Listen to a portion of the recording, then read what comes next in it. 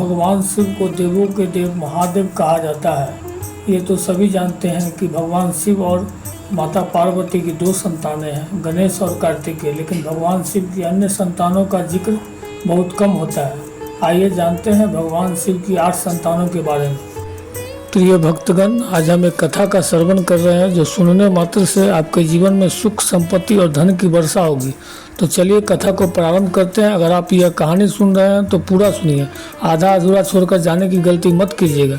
इस पवित्र कथा को सुनने मात्र से मनचाहा फल की प्राप्ति होगी। आप शिव भक्त हैं तो भोलेनाथ का अनादर न करें। भगवान गणेश शिव जी और माता पार्वती के पुत्र हैं। धार्मिक कथाओं के अनुसार पुराणों में गणेश जी के जन्म से जुड़ी कई कथाएं मिलती हैं।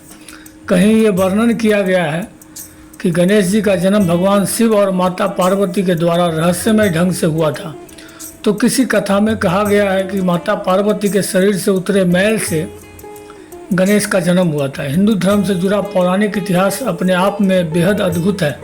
कथाओं के अनुसार एक समय था जब तारकासुर नामक असुर का आतंक अपने चरम सीमा पर था। स्वर्ग में बैठे देवताओं के लिए वह एक दहशत बनता जा रहा था। तारकासुर को यह वरदान प्राप्त था कि भगवान शिव और माता पार्वती की संतान ही सबका विनाश कर सकती है। शिव के अंदर क्रोध की ज्वाला से निकली अग्नि को स्वयं अग्निदेव भी सहन नहीं कर पा रहे थे। इसीलिए गंगा जी से इस अग्नि को सरवन झील तक ले गई, जहाँ 6 मुख वाले बच्चे ने जन्म लिया। माता पार्वती ने इन 6 सिरों को जोड़कर एक सिर में परिवर्तित किया। इन्हें 6 अप्सराओं ने पाला, इसलिए इनका नाम कार्तिकेय पड़ा। आगे चलकर देवताओं की सेना का नेतृत्व कर तारकासुर का अंत किया था। शिव की पुत्री अशोक सुंदरी का जिक्र किया गया है। माना जाता है कि देवी पार्वती अपने अकेलेपन और उदासी से मुक्ति पाने के लिए कल्प वृक्ष से पुत्री की कामना की, जिससे एक सुंदर सी पुत्री का जन्म हुआ है। इसलिए उसका नाम अशोक सुंदरी रखा गया। हिंदू पौराणिक कथाओं में मनसा देवी को नागिनी या विषहरा के रूप में भी जाना जाता है। वह ऋषि कश्यप और कटु की बेटी और बेटा वासुकी की बहन है। कहा जाता है कि उन्हें उनके पिता शिव और पति जगत द्वारा अस्वीकार किया गया था।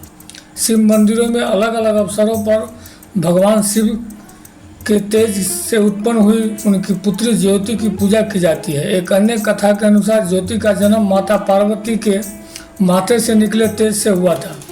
अंत तक धार्मिक कथाओं के अनुसार कहा जाता है कि एक बार भगवान शिव ध्यान मुद्रा में थे, तभी माता पार्वती ने पीछे से आकर अपने हाथों से भगवान शिव की आंखों को बंद कर दिया था। ऐसा करने से पूरे संसार में अंधकार छा गया था। जैसे ही माता पार्वती के हाथों का स्पर्श भगवान शिव के शरीर पर हुआ, वैसे ही भगवान शिव के शरीर को से पसीने की बूंदें गिरने लगी। इससे एक बालक का जन्म हुआ, जो कि अंधकार में उत्पन्न होने की वजह से वह बालक अंधा था, इसलिए उसका नाम अंधक रखा गया था। हिंदू पौराणिक कथाओं में जालंधर को असुरों का राजा कहा गया है। जालंधर एक सक्षम और बलवान शासक था।